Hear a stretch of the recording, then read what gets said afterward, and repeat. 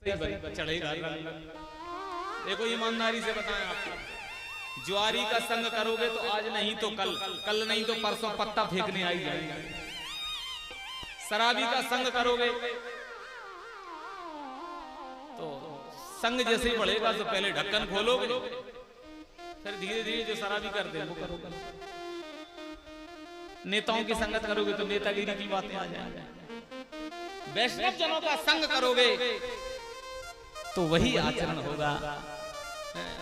भाल पर तिलक और अपने सनातनी होने का दृश्य तुम्हारे आचरण में झलके।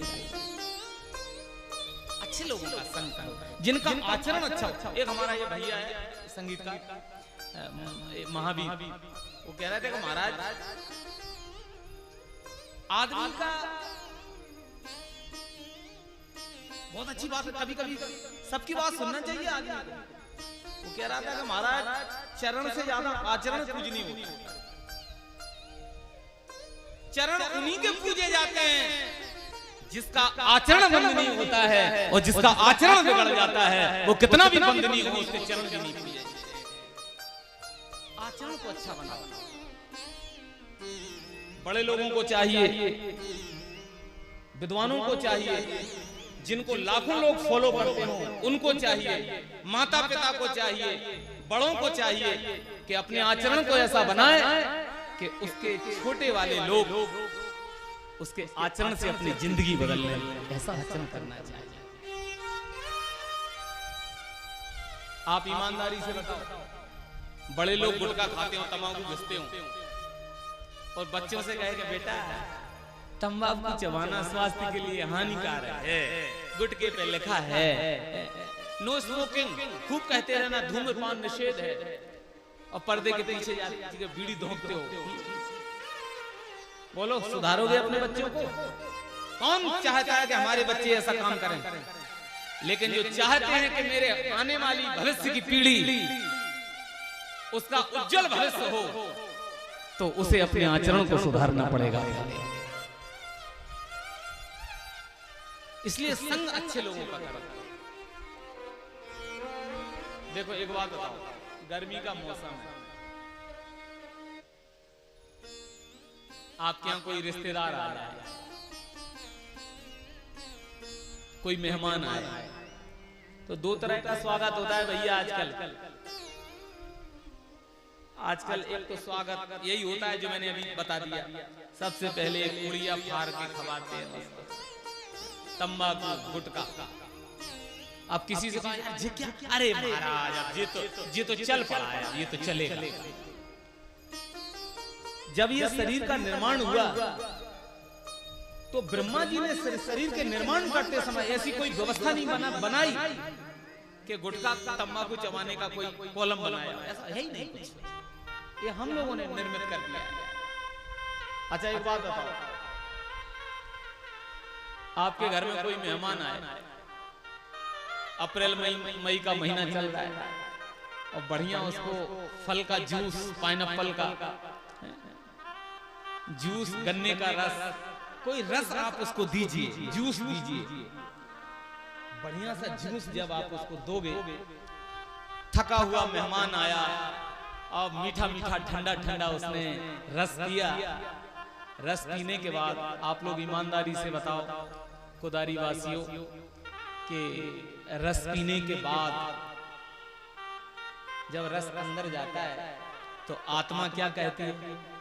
एक गिलास रस पीने के बाद आत्मा क्या कहती है? आहा आनंद आ गया।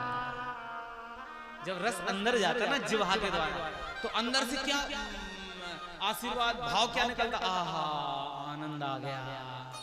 अच्छा एक गिलास पीने के बाद मन क्या करता है कि एक और मिल जाए। ये अलग बात है कि सामने वाले की एक ही व्यवस्था हो, लेकिन आत्मा क्या कहती है? एक और। अच्छा अब इस स्वागत को थोड़ा सा पलट के देखिए। रस का स्वागत हुआ तो रस पीने वाले ने, सेवन करने वाले ने, ग्रहण करने वाले ने कहा आहा एक गिलास और मिल जाता, और रस की जगह गुटखा खिलाओ, बीड़ी सिगरेट पिलाओ।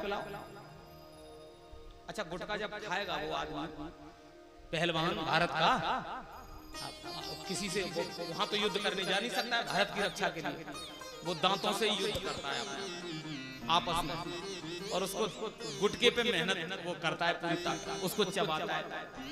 और जद्दोजहद में जब डालों की ताकत लगती है दांतों की, तो उस गुटके को चबाते चबाते क्या निकलता है, उसके अंदर भी एक रस निकलता है। जैसे पाइनएप्पल का रस निकला ना, उसके लिए तो आत्मा ने कहा हाँ दीजिए आने दो, लेकिन जैसे ही वो गुटके का लार के साथ रस बना अंदर, स्वयं निर्मित जो रस हुआ, अच्छा आप ईमानदारी से बताओ, पाइनएप्पल का रस के लिए तो आत्मा कह रही कि और आने दो आने दो आने दो, लेकिन ईमानदारी से बात बताओ बड़े आदमी, गुटके का रस जब मुंह में बनता है और मुंह जब भरता है ना आदमी का, तो आत्मा क्या कहती है मुंह में, जब अब हम तो खाया नहीं, हम तो दूसरों को देख के बता रहे हैं, जब मुंह में बनता है ना, तो आत्मा कहती है पागल क्या कर रहा है, से हमने वो जो रस भरा था, यही आत्मा ने फटकार लगाई, क्या कर रहा है, बोलो थूकते कि नहीं थूकते उसको। आत्मा जब उसको नहीं स्वीकार करती है तो हम लोग उसको बाहर करते हैं। बीड़ी को पीते देखो, बीड़ी फूंको को देखो, सिगरेट पी, बुरा मत मान जाना बड़े आदमी, कोई अच्छी बात है। अच्छा एक बात मान भी जाओगे तो हमारा क्या ले जाओगे, आपके हित की बात है, जो करते हैं उनके हित की बात है। बीड़ी पीने वाले बीड़ी पी सिगरेट ले गए अंदर, तो धुआं तो अंदर गया, मुख में गया, और जैसे ही अंदर जाने की कोशिश भरी, से जो अंदर आत्मा बैठी थी उसने ऐसी फटकार लगाई, तो फटकार लगते ही तुरंत जो है धुआं। इसका अर्थ क्या है, इसका अर्थ ये है कि जिसको आत्मा नहीं स्वीकार कर रही है उसको हम जबरदस्ती अपने अंदर जो है प्रवेश करा रहे हैं। बस यही संग है, यही भागवत का तीसरा सूत्र है, जित संगो, संग ऐसे लोगों का करो जो तुम्हारी जिंदगी बदल देता हो, जो तुम्हें संसार से हटाकर, जगत से हटाकर जगतपति से भी जोड़ देता हो। ऐसे जित संगो जितेंद्रिया, फिर संग जीतने के बाद इंद्रियों को जीतो, इंद्रियों का दमन करो। ये इंद्रियों के घोड़े हैं ना, इधर उधर भटकते हैं। कान की इंद्रिय गलत देख सुनना चाहती है, चुगली सुनना पसंद करती है, कथा सुनना पसंद नहीं करती, तो इसको संयम से समझाओ। आंख की इंद्रिय भगवत दर्शन नहीं करना चाहती है, गलत दृश्य देखना चाहती है, तो इसको भी समझाओ। जिह्वा इंद्रिय इसके लिए शुद्ध शाकाहार बना, भगवती प्रसाद बना, वो ना